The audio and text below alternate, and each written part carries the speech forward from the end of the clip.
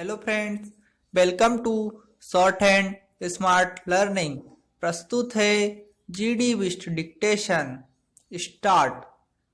उपाध्यक्ष महोदय, इस चर्चा में जिन माननीय सदस्यों ने भाग लिया है, मैं उन्हें धन्यवाद देना चाहता हूं।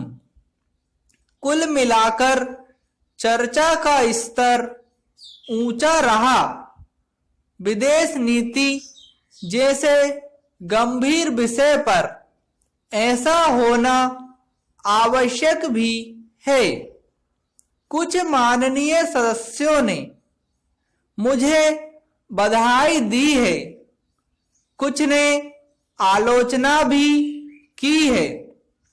अगर तारीफ से थोड़ा सा खून बढ़ता हो तो वह आलोचना से कम हो गया है, लेकिन जोर बराबर बाकी है।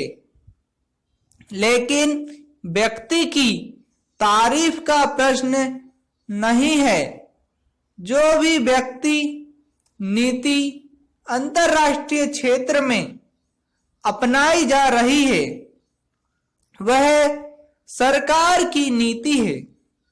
एक कदम आगे बढ़कर मैं कहना चाहूंगा कि वह किसी दल की नीति नहीं है, वह सारे राष्ट्र की नीति है। विदेश नीति के सवाल पर थोड़े बहुत मतभेद होते रहे हैं। लोकतंत्र में मतभेद स्वाभाविक है। एक मात्रा में मतभेद आवश्यक है, लेकिन जहां तक संसार के शक्ति गुटों से अलग रहकर अंतर्राष्ट्रीय गुण तथा दोषों के आधार पर अलग रहने का सवाल है, यह नीति हमारे स्वतंत्रता संग्राम के आदर्शों से अनुप्रमाणित है। सचमुच में यह नीति अंतर्राष्ट्रीय क्षेत्र में हमारी घरेलू आजादी का विस्तार है।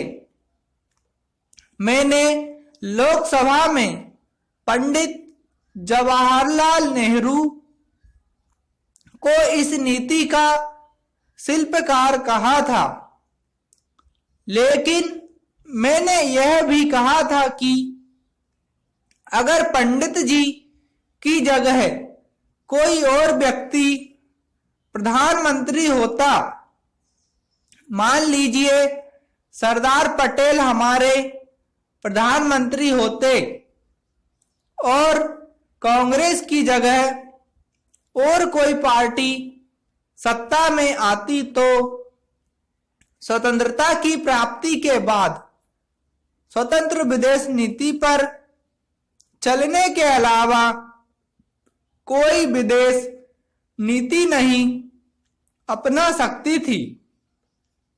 उपसभापति जी, क्या विदेशी चंगुल से छूटने के बाद हम किसी महान व्यक्ति के चरणों के दास बन जाते? क्या अपने घर में आजाद होने के बाद हम अपनी आजादी दुनिया के किसी बाजार में नीलाम पर चढ़ा देते? भारत जैसा स्वाभिमानी, प्राचीन और महान राष्ट्र ऐसी भूल नहीं कर सकता था। इसलिए यह हमारी राष्ट्रीय गरिमा के अनुकूल था और हमारे राष्ट्रीय हितों के लिए भी तकाजा था कि हम शक्ति गुटों से अलग विदेश नीति पर चलें। इसी सिद्धांत पर हमारी विदेश नीति का निर्माण किया गया है। स्टॉप।